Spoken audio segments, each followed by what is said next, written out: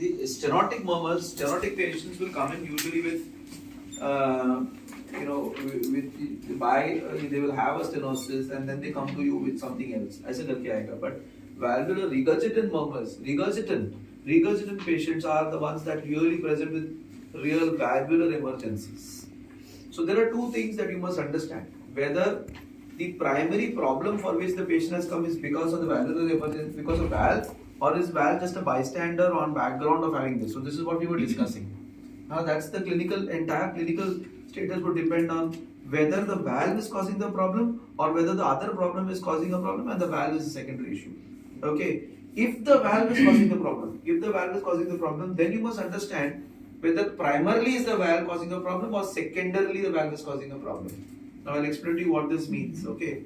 So when you're talking regurgitant murmurs, the two murmurs I'm talking about is regurgitant lesion I'm talking about is one is MR and the other is AR. Virtually you will not get TR as an emergency.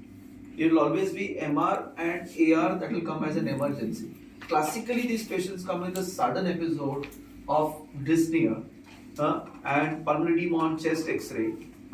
This is what the presentation is compared to stenosis, where you will have syncope, angina, and dyspnea. This will present with dyspnea. Okay, this will present more with dyspnea. All the aortic regurgitant things will come with dyspnea with classical features of pulmonary edema. Clear? Very, very classical features of pulmonary edema. This is what it will come in with. You will have rales, you will have auscultation, crepitations, patient dyspneic. This is what the patient will present is. So there will be two presentations of this. One will be warm and wet, and the other will be cold and wet. We discussed about the classification of heart failure, Framingham's classification, where we talked about four types of patients, of which one was warm and wet and there's cold and wet. Warm and wet means the cardiac perfusion is still, the coronary perfusion as well as the cardiac output is still there, but he is in pulmonary edema.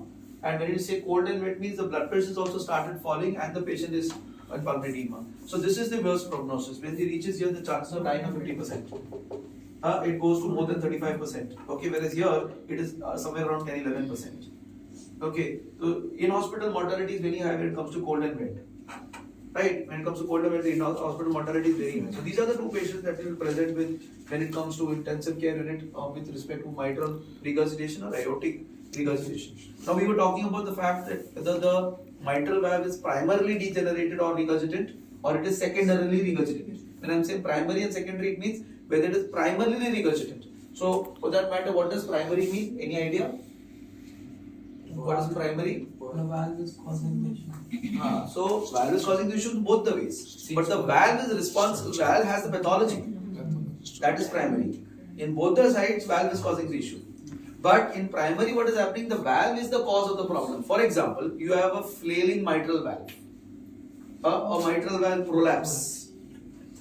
You understand? Or you have a papillary muscle that is ruptured.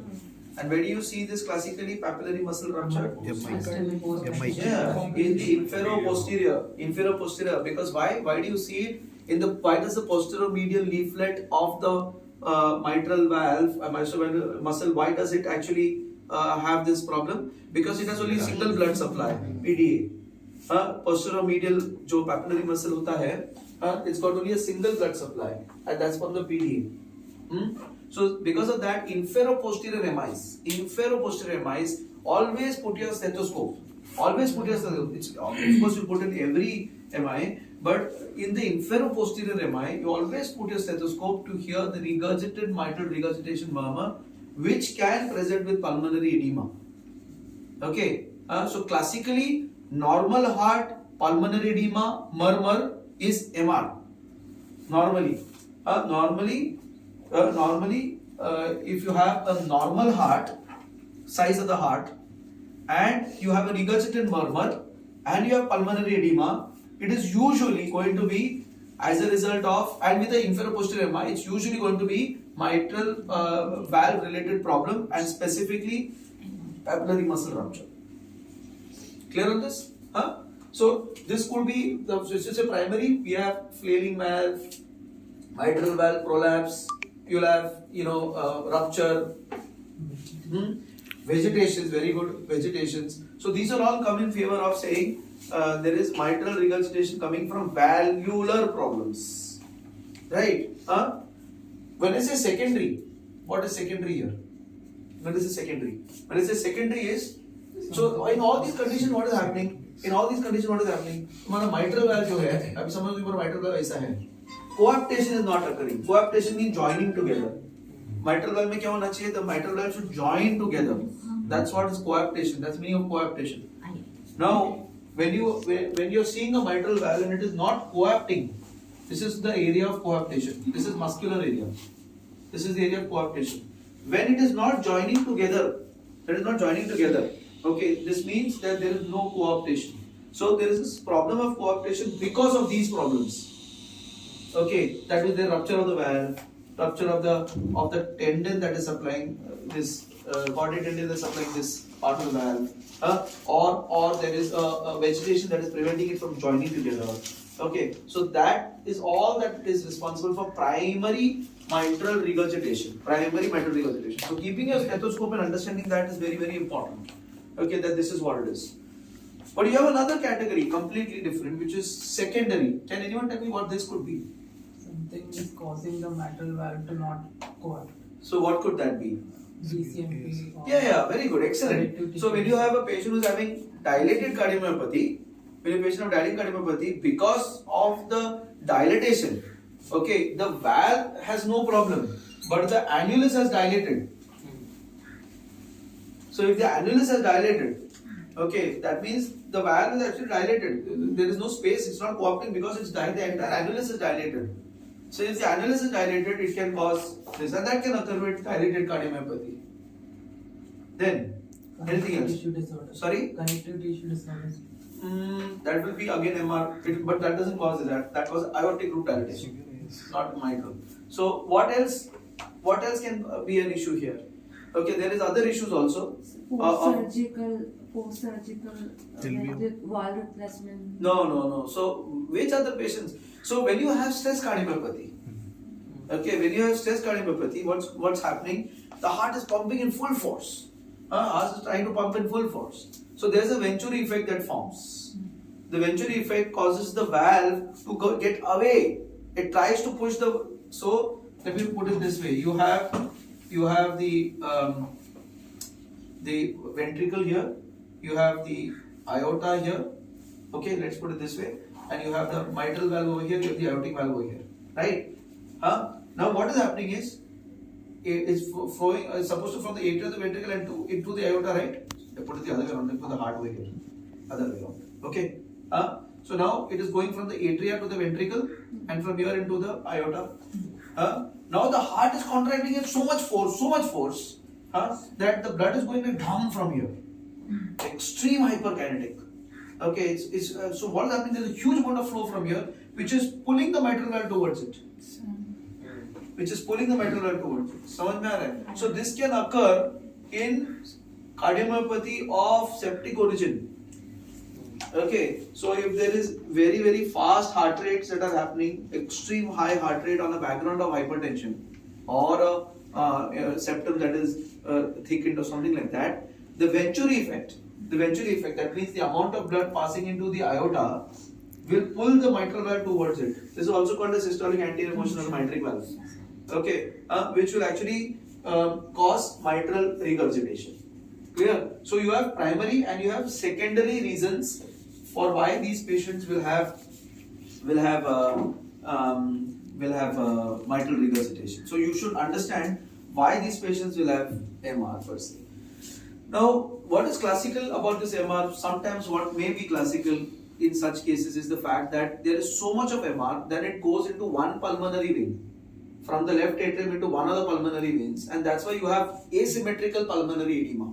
You'll have just one left side of the lung full of pulmonary edema.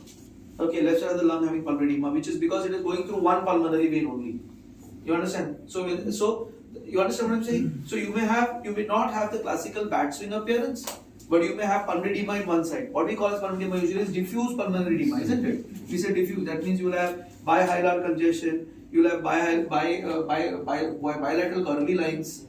You will have widening of the mediastinum that way, right? But here what you can have is asymmetrical pulmonary edema with with pulmonary edema just in one part of the lung.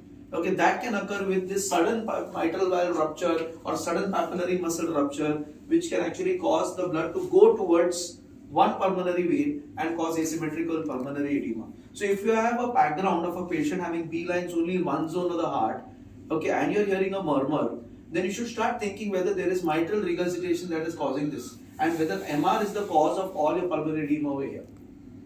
Clear on this? Huh? Clear on this? It's not a heart issue. Others always, when you say pulmonary edema, you think heart is not okay, heart is not okay, heart is not okay. Heart is LVF is low, LVF is low. No, this is not LVF low. This is a scene where the mitral regurgitation or cooptation is not occurring. You understand? The heart is okay, but this is what is occurring. Clear on this? Clear? So how do you diagnose this? Of course, clinically you are looking at all those murmurs and all that comes in. But otherwise, again, the diagnosis hinges on an echocardiography. It hinges on an echocardiography. How do you do this? It's a very simple echo actually. If you look at these echoes, they're very simple echoes. For example, let's see that you have the heart, you have the left atrium, and you have the mitral valve, right? You have the mitral valve. So you take this view. This view is the 4-chamber view, no? 4 or a 2-chamber view. You see the heart with the ventricle on the top and the atrium down. Okay, and all you do is put color into this. When you put color into this, you will see something going like that, going like that, right? So what do you need to look at for mitral regurgitation? The jet moving away. Blue. So moving away, the jet should be moving away. So if the jet moves away, that's the blue one. Is red is towards, blue is away. When the blue is moving and filling 40% of the atrium, when the blue is moving and filling 40% of the atrium, you can see eyeballing that, कि 40% fill हो रहा है. अगर वो 40% fill हो रहा है, then it is actually mitral regurgitation of a high severity. Or if it is not filling the whole left atrium, but there is an eccentric jet, there is just one jet coming to the posterior wall. Okay, it's not filling. Initially I said 40% is filling with a blue color. Okay, out of the entire area, 40% is filling. But if you don't have this 40% filling, but you still have an eccentric jet, another jet that is coming and filling till the posterior wall, it's not 40%. Okay, eccentric means it's not central, it is with the side and going and filling the posterior part. This is also called as severe mitral regurgitation. Right? And the other thing again is to look at the vena contracta. That is the area which is the smallest part. If it is more than 0.6, okay, it again goes in favor of mitral regurgitant related problems. Simple. So the focus of this becomes very simple. Okay, in this it's very simple. You just put the 4-chamber view or a 2-chamber view. Look at it with the ventricle on the top. That's how the classical view is. The ventricle on the top and the atria down. Put your color on the mitral valve. After you put your color on the mitral valve, look where that eccentric jet is coming. Is it coming to the posterior? Is it filling 40%? Okay, it's simple to understand whether there is MR there on the background here. Clear? Clear? Yes. Now, what's very interesting about this is what happens. So, how do you treat this patient? So, this is about how these patients are presenting to you, right? How do you treat this patient? So, you have, let's take the example of a patient who comes in with pulmonary edema, and he's got a blood pressure that is, say, 160 or 140 or 130 or something like that. 140 blood pressure.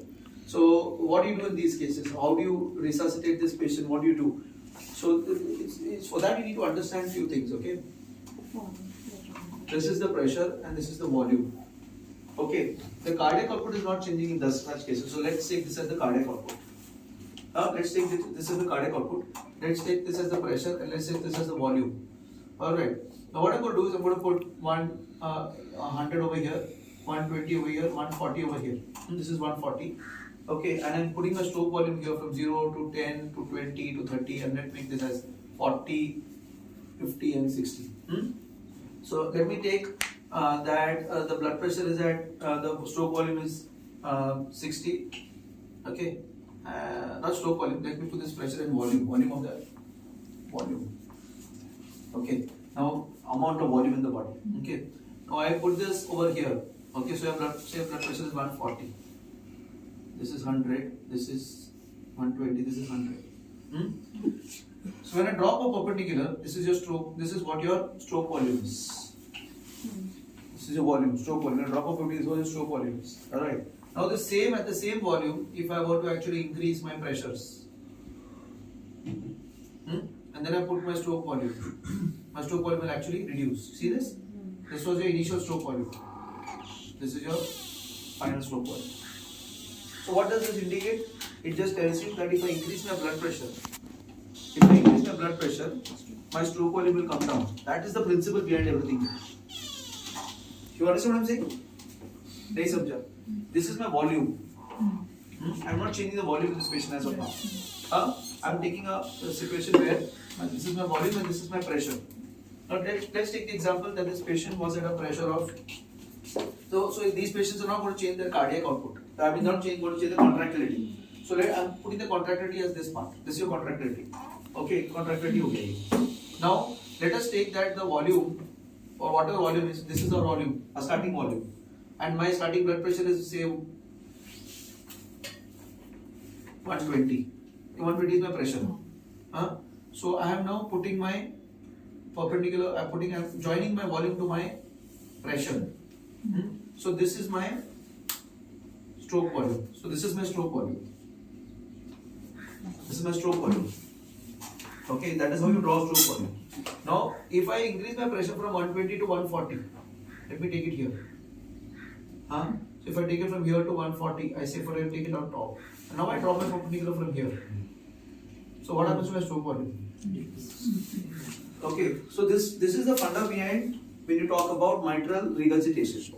Okay, the moment you increase the blood pressure, the stroke volume will go down. And that is also the reason that if I want to increase my stroke volume, I need to reduce my blood pressure. That is the most important thing you think about in these cases. Clear on this? Clear on this? So this means to say, if my patient is hypotensive, what is my drug of choice? So what are the medicines you know? Adrenaline, noradrenaline, dopamine, dobutamine, milrinone. There are so many medicines, right? So if say today you have a patient of MR coming to you, and this patient is in the intensive care unit, blood pressure is 90 systolic, what will be your drug of choice? Sir, we have to increase the stroke volume, so we will give inotropic. What will be your drug of choice? I was going to the drugs over there. Which is the drug of choice? Norad. It will be always adrenaline. It will be always adrenaline, dobutamine, or milrinone. You understand? It cannot be noradrenaline. What will noradrenaline do?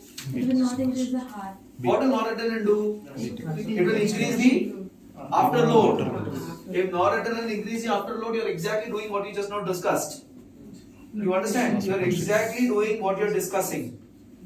That's why the case on top, what we did, there was a mitral clip that was applied. Adrenaline was going on. We did not stop the adrenaline, but we stopped what? Norad. You understand? You got the point? So it's very essential that when you are treating a patient of mitral regurgitation, that's also the reason that when you have patients of stress cardiomyopathy over here with an MR on the background, would rather prefer to give adrenaline than actually noradrenaline. You understand? Because my stroke volume will come down once I start my noradrenaline. Clear on this? Clear till now? Clear? So that's the reason that the drug of choice in this case could be adrenaline, could be dobutamine, could be milrinone. These are the drugs probably that will work in these cases with mitral regurgitation on the background. Right? Also, these patients, like we discussed last time, are also highly preload dependent. So you can't really diurese them like mad. And remember this, when you are reducing your afterload in these cases, if you want to reduce afterload in these cases, NTG will have to be given at very, very high doses. If you want to give NTG, it's going to be at very high doses because low dose NTG is not going to cause vasodilatation. That's why I started by saying preload dependent hai. If you put this patient on NTG, the preload will go down. And the preload goes down, this patient will decompensate.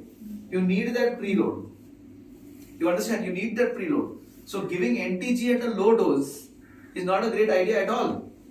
If you want to give NTG, the NTG should be at high doses because we know nitroglycerin at high doses causes vasodilatation, arterial or vasodilatation.